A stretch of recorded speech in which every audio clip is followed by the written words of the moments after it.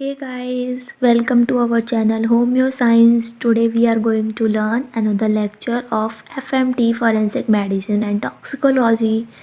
So let's get started. आज हम पढ़ेंगे थैनेटोलॉजी में साइंस ऑफ डेथ में लेट चेंजेस आफ्टर डेथ। इससे पहले वाले वीडियो में हमने पढ़ा था इमीडिएट चेंजेस और अर्ली चेंजेस आफ्टर डेथ। अब पढ़ेंगे लेट चेंजेस। तो लेट चेंजेस में यहाँ पे एक फ्लो चार्ट दिख रहा है आप लोग को। लेट चेंजेस में क्या क्या पढ़ेंगे? Decomposition and modified decomposition. Decomposition में प्यूट्रीफेक्शन होगा और ऑटोलाइसिस होगी। उसके बाद क्या होगा? स्केलेटोनाइजेशन होगा।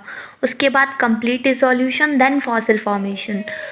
और मॉडिफाइड डिकम्पोजिशन में दो चीज़ पढ़ेंगे, एडिपोसेयर फॉर्मेशन और ममीफिकेशन। तो स्टार्ट करते हैं। सबसे पहले डिकम्पोजिशन। डिकम्पोजिशन क्या होता है? Disintegration of body tissues after death. Death के बाद बॉडी टिश्यूज़ का डिसइंटीग्रेशन को बोलते हैं डिकम्पोजिशन, मतलब बॉडी टिश्यूज़ का टूटना, ठीक है, या फिर हम कहें तो उनका एक तरह से प्यूरिफिकेशन होना, यानी कि गलना या ख़त्म होना। Normal fate of an indisposed body, और ये एक नॉर्मल फेट है किसका? इंडिस्पोज बॉडी का। जो नॉर्मल डेथ्स होती हैं, या मतलब जो नॉर्मल नेचुरल डेथ होती है, उनमें तो बॉडी डिस्पोज करती जाती है, पर अननेचुरल डेथ में क्या होता है? बॉडी इंडिस्पोज रह जाती है, या फिर कुछ टाइम के लिए उसको रखा जाता है, तो क्या होने लगता है? उसका डिकम्पोजिशन होने लगता है। अब देखते हैं प्यूट्रीफेक्शन क्या है। Process by which complex organic body tissue break down into simpler inorganic compound or element due to the action of saprophytic microorganism or due to autolysis।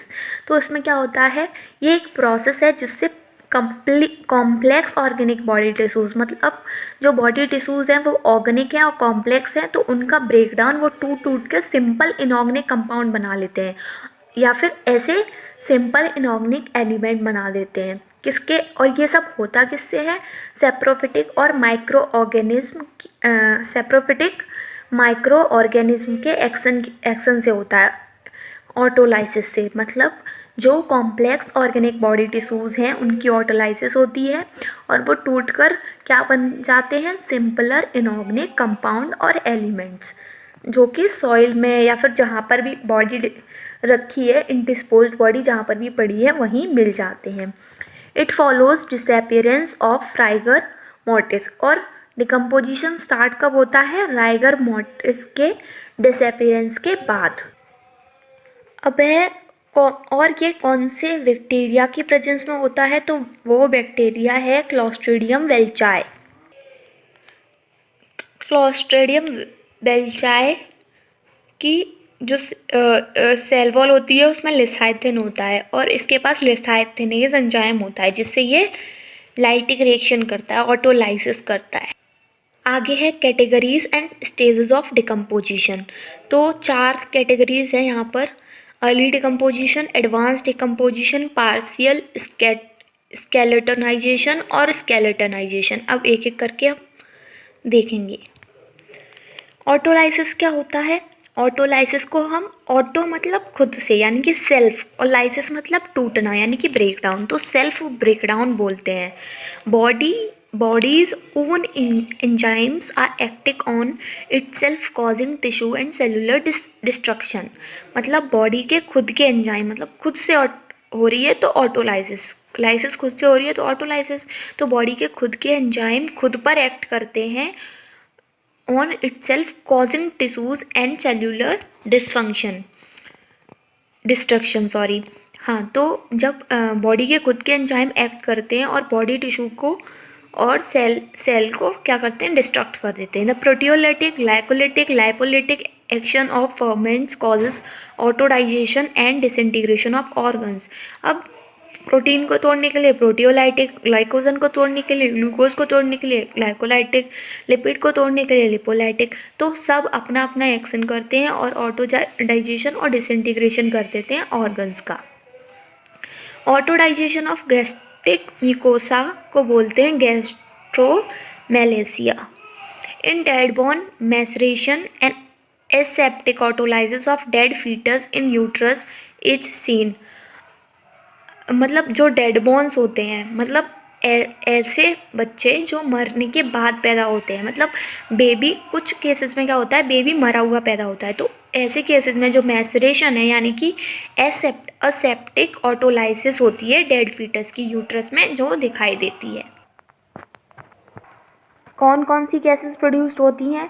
H2S मतलब hydrogen sulphide, ammonia, carbon dioxide, carbon monoxide और methane. अब है external science of decomposition. तो हमने बोला था early decomposition होगा, तो क्या क्या दिखाई देगा अर्ली और एडवांस डिकम्पोजिशन में?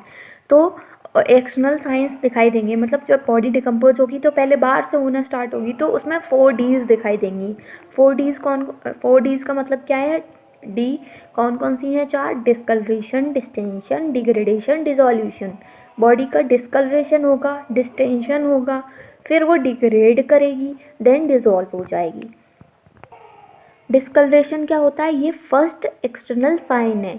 इसमें बॉडी का ग्रीनिश डिस्कलरेशन हो जाता है। ग्रीनिश डिस्कलरेशन क्यों होता है? क्योंकि यहाँ पर H2S प्रोड्यूस होती है। हमने देखा था ऑटोलाइसिस स्टार्ट होगी तो H2S का प्रोडक्शन होगा। अब जो ब्लड में जो हीमोग्लोबिन है वो इससे कंबाइन करके सल्फ मिथेमोग्लोबिन बना लेती है, जिसकी वजह से ग्रीन कलर दिखाई देता है बॉडी में। और क्या होगा डिस्कलरेशन में? जो राइट इलियक फोसा है उसका कलर पहले चेंज होगा। और कब दिखाई देगा डिस्कलरेशन? समर में 12 से 18 घंटे में डेथ के बाद, और विंटर में 1 से 2 दिन में डेथ के बाद। फिर नेक्स्ट है मार्वलिंग ऑफ स्किन। ये क्या होता है? इसका ऑनसेट देखेंगे तो 36 आवर्स में होगा। सुपरफिशियल वेसल्स चेस्ट और थाई की, उनका ग्रीनिश और रेडिश ब्राउन स्टेनिंग हो जाती है। स्टेनिंग मतलब कलर चेंज हो जाता है। किसकी वजह से होता है? ये भी सल्फ मिथेमोग्लोबिन की वजह से होता है। This is seen as linear branching patterns that is marbled road map. ये कैसे दिखता है? रोड मैप की तरह। रोड मैप मतलब मार्बल्ड की तरह, मतलब लीनियर ब्रांचिंग दिखती है, ब्रांचिंग पैटर्न दिखता है। Visible first in shoulder, root of limbs, thighs, sides of abdomen, chest और नेक। कहाँ दिखाई देता है? सबसे पहले शोल्डर में, फिर लिम्स की रूट्स में, थाइज में, एब्डोमेन की साइड्स में, चेस्ट में और नेक में। आगे टर्म दिया है पोस्टमॉर्टम ल्यूमिनेसेंस। पोस्टमॉर्टम ल्यूमिनेसेंस क्या होता है? तो ल्यूमिनेसेंस हमने पढ़ा था कि लाइट का एमिशन, लाइट आना कहीं से, तो वो उसे हम ल्यूमिनेसेंस बोलते हैं। अब पोस्टमॉर्टम ल्यूमिनेसेंस क्यों होता है और क्या है ये? तो वही है कि लाइट आएगी डेड बॉडी से, लेकिन किसकी वजह से आती है? Due to contamination of bacteria like photobacterium fischeri. ठीक है, फोटोबैक्टीरियम फिशचरी। कुछ डेड बॉडीज में फोटोबैक्टीरियम फिशचरी की प्रेजेंस की वजह से, मतलब उसका कॉन्टेमिनेशन होता है जिसकी वजह से लाइट आती है डेड बॉडी से। और कुछ ल्यूमिनेसेंट फंजाई की वजह से भी हो सकता है, जैसे आर्मिलेरिया मेलिया। तो इसकी वजह से, मतलब कुछ बैक्टीरिया और फंजाई की वजह से कॉन्टेमिनेशन होता है, और वो बैक्टीरिया और फंजाई क्या है? ल्यूमिनेसेंट है, तो उसकी वजह से पोस्टमार्टम ल्यूमिनेसेंस होता है। अभी तक हमने एक्सटर्नल चेंजेस देखे, क्या क्या क्या हो रहे थे। अब हम देखेंगे इंटरनल चेंजेस। तो इंटरनल चेंजेस क्या है? डिकम्पोजिशन के लीवर कैसा हो जाएगा? सॉफ्ट हो जाएगा, फ्लैबी हो जाएगा। कितने टाइम में? 12 से 24 घंटे में। ब्लिस्टर्स का फॉर्मेशन होगा 24 से 36 घंटे में लिवर में। Honeycomb appearance due to formation of air bubbles. Liver में क्या होगा? एयर बबल्स का फॉर्मेशन होगा, जिससे उसका हनी कॉम्ब मधुमक्खी के छत्ते जैसा स्ट्रक्चर हो जाएगा, या फिर हम कह सकते हैं फॉर्मी और स्विस चीज़ जैसा अपीयरेंस हो जाएगा उसका। कलर कैसा होगा? ग्रीनिश होगा, उसके बाद कोल ब्लैक हो जाएगा। नेक्स्ट है ब्रेन। ब्रेन भी सॉफ्ट हो जाएगा, इसका कलर डिस्कलर्ड होगा, पिंकिश ग्रे कलर हो जाएगा। और कितने टाइम में? 72 आवर में। लिक्विफाइड हो जाएगा ब्रेन 5 से 10 दिन में। फिर है हार्ट सॉफ्ट है एंड फ्लेवी है। White granularity, calcium soap material on epicardial and endocardial surface known as miliary plaques. क्या होगा कि सॉफ्ट और फ्लैबी हो जाएगा और वाइट ग्रेनुलिटी बनेगी। ग्रेन्यूल्स किसके बनेंगे? कैल्शियम की और सोप मटेरियल के। कैल्शियम और सोप मटेरियल की वजह से क्या होगा, जो एपिकार्डियल और एंडोकार्डियल सरफेस है वहाँ पर ग्रेन्यूल्स बन जाएंगे। उन ग्रेन्यूल्स को क्या बोला है? Miliary plaques. आगे है प्रोस्टेट एंड यूटरस। तो प्रोस्टेट और यूटरस लास्ट में डिकम्पोज होगा। मेल में प्रोस्टेट और यूटरस में फीमेल्स में यूटरस सबसे लास्ट में डिकम्पोज होगा। अब आगे देख रहे हैं ऑर्डर ऑफ प्यूट्रीफेक्शन। तो अर्ली प्यूट्रीफेक्शन मतलब सबसे पहले प्यूट्रीफेक्शन किसका होगा और बाद में किसका होगा? तो लैरिंग्स एंड ट्रैकिया, स्टमक, इंटेस्टाइन, फिर स्प्लीन, लिवर, ब्रेन और ग्रेविड यूटरस। और लेट प्यूट्रीफेक्शन किसका होगा? Heart, lung, kidney, oesophagus, diaphragm, blood vessels, bladder, prostate, uterus non gravid. Gravid वाले का अर्ली होगा, नॉन ग्रेविड यूटरस का लेट होगा। और फिर लास्ट में स्किन, मसल्स और टेंडन। नेक्स्ट है फैक्टर्स अफेक्टिंग प्यूट्रीफेक्शन। कौन कौन से फैक्टर्स हैं जो प्यूट्रीफेक्शन को अफेक्ट करते हैं? तो सबसे पहले एक्सटर्नल फैक्टर्स देखेंगे जिसमें है एनवायरमेंटल टेम्परेचर। तो temperature directly proportional to decomposition. Temperature directly proportional है डिकम्पोजिशन के। इसका मतलब क्या हुआ? इसका मतलब ये है कि अगर टेम्परेचर बढ़ेगा तो डिकम्पोजिशन की रेट बढ़ेगी। ऑप्टिमम टेम्परेचर क्या होता है डिकम्पोजिशन के लिए? 21 से 38 degree Celsius. Decomposition nearly stops at 0 degree Celsius and lower than 0 degree Celsius and greater than 48 degree Celsius. तो 48 डिग्री सेल्सियस से अगर टेम्परेचर ज़्यादा होगा तो डिकम्पोजिशन रुक जाएगा, और 0 डिग्री सेल्सियस से कम होगा तो भी डिकम्पोजिशन रुक जाएगा। नेक्स्ट है मॉइस्चर। तो presence of moisture promotes decomposition. अगर मॉइस्चर की प्रेजेंस होगी तो ऑर्गेनिज्म की ग्रोथ होगी, और ऑर्गेनिज्म ग्रोथ करेंगे तो उसकी वजह से डिकम्पोजिशन रेट बढ़ जाएगी। नेक्स्ट है एयर। अगर स्टेगनेंट एयर होगी मतलब ठहरी हुई हवा तो डिकम्पोजिशन ज़्यादा होगा, लेकिन अगर मूविंग एयर होगी तो एवोपरेशन की वजह से, बॉडी फ्लूइड्स के एवोपरेशन की वजह से डिकम्पोजिशन रेट कम हो जाएगी। नेक्स्ट है क्लॉथिंग। तो क्लॉथिंग की वजह से रिड्यूस भी हो सकती है। जैसे क्लॉथिंग की वजह से क्या होगा, जो एयर बॉर्न ऑर्गेनिज्म होंगे उनका इन्वेजन नहीं हो पाएगा, बॉडी में अंदर नहीं जा पाएंगे, तो इसकी वजह से क्या होगा, प्रिवेंट हो जाएगा इन्वेजन, और इसकी वजह से डिकम्पोजिशन रिड्यूस हो सकता है। और विंटर में क्लॉथिंग से प्यूट्रीफेक्शन होगा। क्यों होगा? क्योंकि अगर हम कपड़े पहन के रखेंगे तो ज़्यादा टाइम तक बॉडी टेम्परेचर मेंटेन रहेगा। तो अगर बॉडी टेम्परेचर डिक्रीज़ नहीं होगा तो डायरेक्टली प्रोपोर्शनल है डिकम्पोजिशन के, तो डिकम्पोजिशन रेट भी बढ़ी रहेगी। लास्ट है मैनर ऑफ फ्यूरियल। तो मैनर ऑफ फ्यूरियल पे भी डिपेंड करेगा कि मतलब डेड बॉडी को कैसे बरीड किया गया है, तो उसका डिकम्पोजिशन उस हिसाब से होगा। अब है इंटरनल फैक्टर्स। तो इंटरनल फैक्टर क्या है? सबसे पहले है एज। तो स्टिल बॉर्न फीटसेस या फिर इन्फेंट्स में क्या होता है, जो डिकम्पोजिशन रेट होती है वो स्लो होती है। चिल्ड्रन में रैपिड होती है और ओल्ड में फिर जाके स्लो हो जाती है। सेक्स से पे कैसे डिपेंड करता है? तो फीमेल्स में फास्टर होती है मेल्स के कंपैरिजन में। आगे है कंडीशन ऑफ द बॉडी। तो emaciated body decomposes later than a well nourished bulky fatty body. तो मतलब अगर बॉडी में फैट कम है तो वो देर में डिकम्पोज होगी, और अगर बल्की और फैटी बॉडी है तो जल्दी डिकम्पोज हो जाएगी। कॉज ऑफ डेथ पर डिपेंड करता है कि अगर किसी की इन्फेक्शन या सेप्टिसीमिया से डेथ हुई है तो वहाँ पर बैक्टीरिया पहले ही कल्चर हो चुके हैं तो वहाँ रैपिड होगी, लेकिन अनीमिया से हुई है तो डिलेड होगी। एक्सटर्नल इंजरी पर डिपेंड करता है।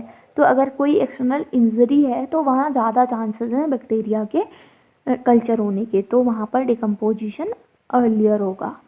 अब है मेडिको लीगल इम्पॉर्टेंस। तो डिकम्पोजिशन एक साइन ऑफ डेथ है। इससे हम टाइम एस्टिमेट कर सकते हैं, time since death.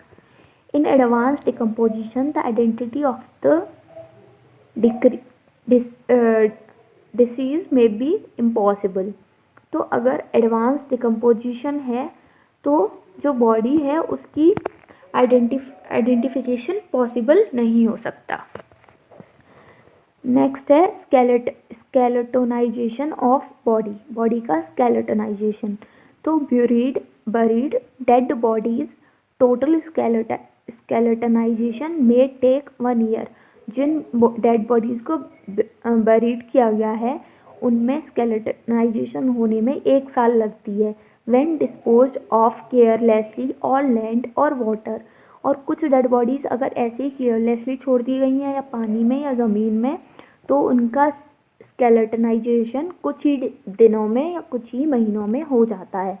May extend to 12 to 18 month, 12 से 18 मंथ एक्सटेंड कर सकता है। अब हम पढ़ रहे हैं एंटोमोलॉजी। तो एंटोमोलॉजी क्या है? ब्रांच ऑफ साइंस जिसमें हम इंसेक्ट्स की और आर्थ्रोपोड्स की स्टडी करते हैं। लेकिन यहाँ हम देख रहे हैं फॉरेंसिक एंटोमोलॉजी। तो फॉरेंसिक एंटोमोलॉजी क्या है? The branch of science which deals with study of insects and other arthropods found in dead bodies. तो यहाँ पर भी हम इंसेक्ट और आर्थ्रोपोड्स की स्टडी कर रहे हैं, लेकिन वो जो डेड बॉडीज़ में पाए जाते हैं। Peculiar order of decomposition attracts flying insect. जब डिकम्पोजिशन होता है तो उसमें से एक पेक्यूलियर ऑर्डर यानी कि स्मेल आती है जिसकी वजह से इंसेक्ट्स अट्रैक्ट होते हैं। और जो इंसेक्ट अट्रैक्ट होते हैं उनको बोलते हैं maggots. Maggots larval of flies. मतलब इंसेक्ट जो अट्रैक्ट होते हैं वो फ्लाइज हैं और उनके लार्वा को बोलते हैं मैगट्स। मतलब यहाँ मैगट्स बन जाते हैं। तो कौन सी फ्लाइज होंगी? फ्लैश फ्लाइज और blow flies. Green bottle fly seen in summer is a blow fly. जो ग्रीन बॉटल फ्लाई दिखती है समर में उसी को ब्लो फ्लाई बोलते हैं। 3 टाइप्स ऑफ फ्लाइज डिपोजिट और ले एग्स। 3 कॉमन टाइप की फ्लाइज हैं जो एग डिपॉजिट करती हैं और एग देती हैं। कौन कौन सी? Common house fly, green bottle fly और ब्लू बॉटल फ्लाई। और ये कहाँ देती हैं? बॉडी के मॉइस्ट एरियाज़ के पास। मतलब जहाँ पर मॉइस्चर होगा वहीं पर फ्लाइज मिलेंगी, वहीं पर फ्लाइज एग्स डिपॉजिट करेंगी।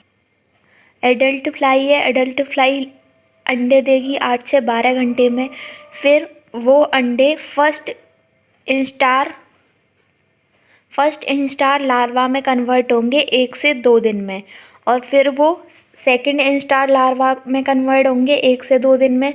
फिर थर्ड इंस्टार लार्वा बनेगा 2 से 3 दिन में, जो कि पेल और वाइटिश होता है। और फिर लास्ट में प्यूपा का फॉर्मेशन होगा 5 से 7 दिन में, जो कि रेडिश और ब्राउनिश होता है। और फिर प्यूपा से अडल्ट बन जाएगा। तो पहले अडल्ट से एग से लार्वा की 3 फॉर्म थी, first instar, second instar, third instar और देन प्यूपा। तो जो लार्वा होता है उसे ही मैगट्स कहते हैं।